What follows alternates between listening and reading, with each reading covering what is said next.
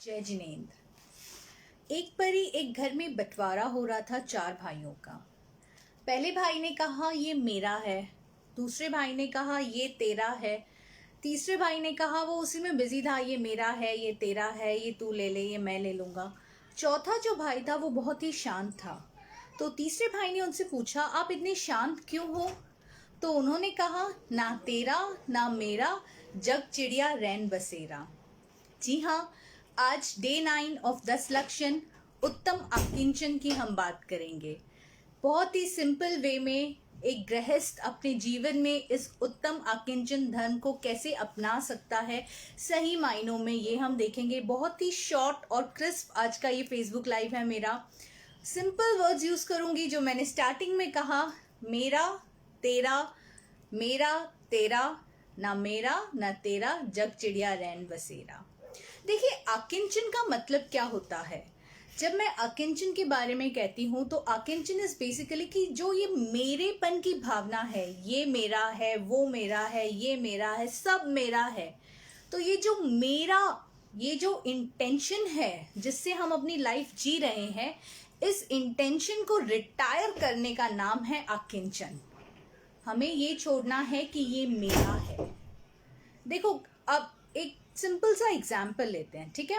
मान लीजिए आप कहीं पे जा रहे हो, आपने एक कैब बुक की है, आप उसमें जा रहे हो और आपकी जर्नी के दौरान अगर वो कैब का किसी से एक्सीडेंट हो जाए और उसमें सपोज कुछ स्क्रैच आ जाए या कुछ उसका टूट जाए, कुछ डैमेज हो जाए गाड़ी का, तो क्या आपको दुख होगा? थोड़ा सा दुख होगा कि बेचारे का नुकसान हो गया, कैसे वो उसकी भरपाई करेगा, है ना? लेकिन वहीं अगर आपकी खुद की गाड़ी है और अगर उस पर छोटी सी भी खरोच आ जाए तो आपको दुख होगा, बहुत ज्यादा दुख होगा। क्यों? ये गाड़ी मेरी है, मुझे दुख नहीं होगा तो किसे होगा, है ना? तो ये जो ये मेरा है, जैसे ही मेरा, जैसे ही ये वर्ड हमारी लाइफ में आ जाता है, हमारी जिंदगी में आ जाता है, उसी वक्त उसके साथ बहुत सारे उससे जुड़ी हुई प्रॉब्लम्स आनी स्टार्ट हो जाती हैं। अब आपसे मैं एक सिंपल सा सवाल पूछूंगी, आपका क्या है जो हम हमारी पूरी लाइफ कहते रहते हैं मेरा मेरा मेरा? आपका क्या है? ये पैसे आपके हैं, ये संपत्ति आपकी है, ये रिश्ते नाते आपके हैं, क्या है आपका? आप कहेंगे हाँ, ये रिश्ते नाते सारे मेरे हैं। जी हाँ, ये सब आपके हैं। लेकिन एक कड़वा सच बताऊं, ये रिश्ते सिर्फ तब तक आपके हैं जब तक सबका मतलब निकल रहा है। जिस दिन वो मतलब निकलना बंद हो जाएगा, ये रिश्ते नाते सारे ही खोटे हो जाएंगे। सारे खरे रिश्ते खोटे में कन्वर्ट हो जाएंगे। आप सोचोगे ये कब हुआ? आप कहते हो पैसा आपका है। चलो इस पे और एक एग्जाम्पल देती हूँ। मानो आप बैंक के कैशियर हो, है ना? बैंक में बहुत ज्यादा ट्रांजेक्शन्स होती हैं, बहुत ज्यादा विड्रॉल होते हैं, डिपॉजिट्स होते हैं। आप डेली बेसिस पे सपोज वो ट्रांजेक्शन्स की रिस्पॉन्सिबिलिटी आपकी है। क्या आपको बहुत खुशी होती है कि आज तो बैंक में बहुत ही ज्यादा डिपॉजिट हुआ है, बहुत ज्यादा ट्रांजेक्शन्स हुए हैं? एक हो सकता है आपके टारगेट अचीव होने के चक्कर में हो रही हो, पर आपको कुछ होता है, उससे फर्क पड़ता है किसने कितना विड्रॉ किया, कितना डिपॉजिट हुआ? नहीं। क्यों? मैं तो सिर्फ मेरा जॉब कर रहा हूं। वो बैंक में जो करोड़ों का पैसा है वो मेरा थोड़ी है। मैं तो सिर्फ अपना जॉब कर रहा हूं। लेकिन वही जो आपके घर की तिजोरी है, अगर उस पे किसी ने जरा सा भी हाथ मार लिया या कुछ हो गया तो रातों की नींद उड़ेगी कि नहीं उड़ेगी? बोलना। उड़ेगी, ऑब्वियस सी बात है Shweta. It's a very practical thing. इसमें आप इतना क्या बता रहे हो हमें? मैं सिर्फ ये बता रही हूं कि हमारा कुछ नहीं है, सिर्फ हम खुद के हैं। जिस दिन हम ये रियलाइज कर लेंगे, देखो जब हम बोलते हैं कि ये मेरा है, वो मेरा है, जो अटैचमेंट आती है, जो ममता आ जाती है, उससे क्या होता है? ये अटैचमेंट लॉन्ग रन में क्या होता है? अगर इस अटैचमेंट की वजह से सब आपके बारे में जान रहे हैं, जिन पे आप अपना अधिकार समझ रहे हो कि ये मेरे हैं, तो ये मेरे हिसाब से चलने चाहिए, जिन पे आप अधिकार अपना जमा रहे हो, अगर वो आपके हिसाब से चल रहे हैं तो बहुत ही अच्छी बात है। सुख शांति से जीवन कट रहा है, हमारी बॉन्डिंग बहुत अच्छी है। लेकिन द मोमेंट जिनको आपने अपना मान रखा है, अगर वो आपसे आपकी बात नहीं माने तो अपसेट फील करोगे। बुरा लगेगा, जिनके बारे में आप 24 घंटे, मैं being a mom I can say कि आप एक माँ जैसे अपने बच्चे के लिए पूरे 24 घंटे उसके बारे में सोचती रहती है, उसे कैसे प्रोटेक्ट करना है, मुझे उसकी अपब्रिंगिंग कैसे करनी है, उसको नर्चर कैसे करना है।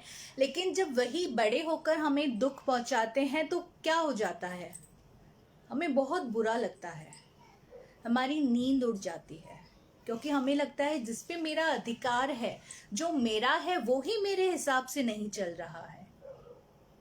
तो ये जो ईगो आ जाता है ना बीच में कि ये मेरा है तो मेरे हिसाब से होना चाहिए, ये प्रॉब्लम है। हमें सिर्फ ये सोचना चाहिए कि वो मेरा है लेकिन फिर भी मेरा नहीं है, मैं तो सिर्फ एक निमित्त हूं। देखो, कल उत्तम त्याग की बात थी, जब मैंने दान के बारे में बात की, आप में से बहुत लोगों ने कल शायद दान किया भी होगा, है ना। हमें करना भी चाहिए उत्तम त्याग के दिन।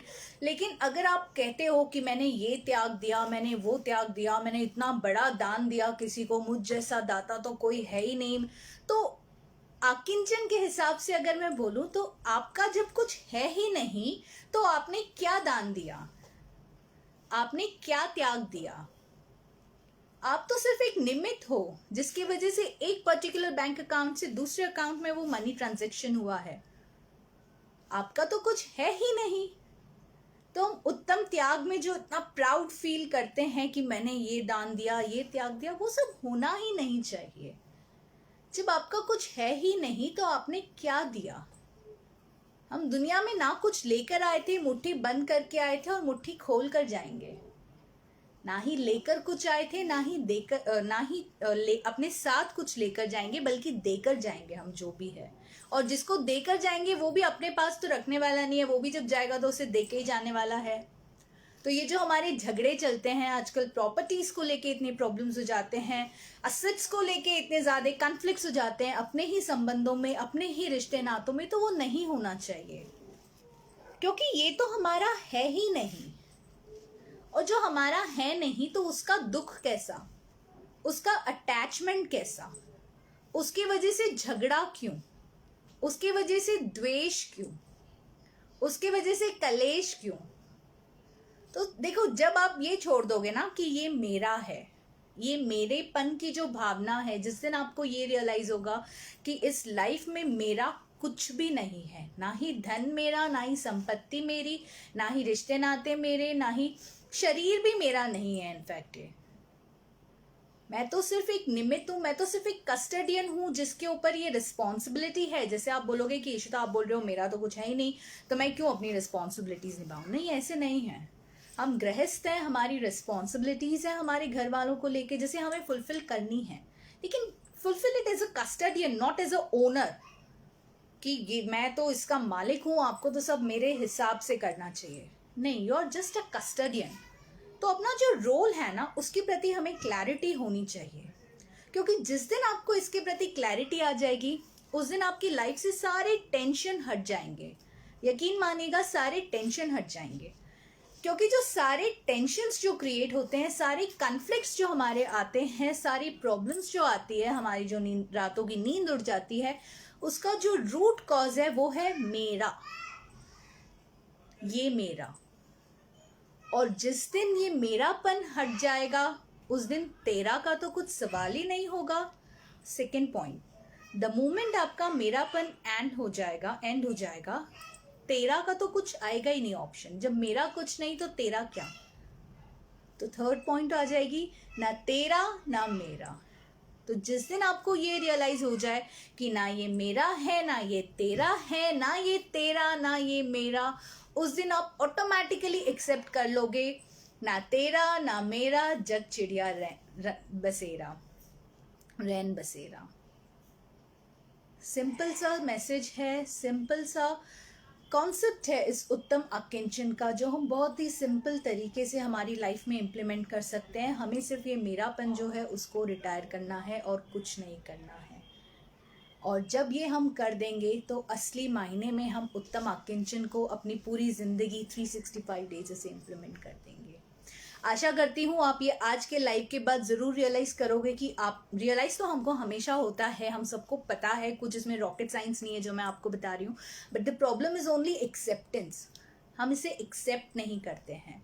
तो आशा करती हूँ इस बार 10 लक्षण के डे 9 पे हम ये चीज़ एक्सेप्ट करेंगे कि मेरा कुछ भी नहीं है, और जब मेरा कुछ है नहीं तो टेंशन क्यों लेनी है, आराम से जियो अपनी लाइफ, ना किसी को हर्ट करो, ना किसी के साथ कुछ एक्सपेक्टेशंस करो। भीड़ में रहते हुए भी खुद की कंपनी एंजॉय करो, क्योंकि अगर कोई आपका है तो वो सिर्फ आप अपने हो खुद के, और कोई नहीं है। आशा करती हूँ आपको मेरा आज का वीडियो अच्छा लगा होगा।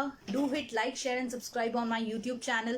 Thanks for watching. जय जिनेंद्र। कल फिर आऊँगी।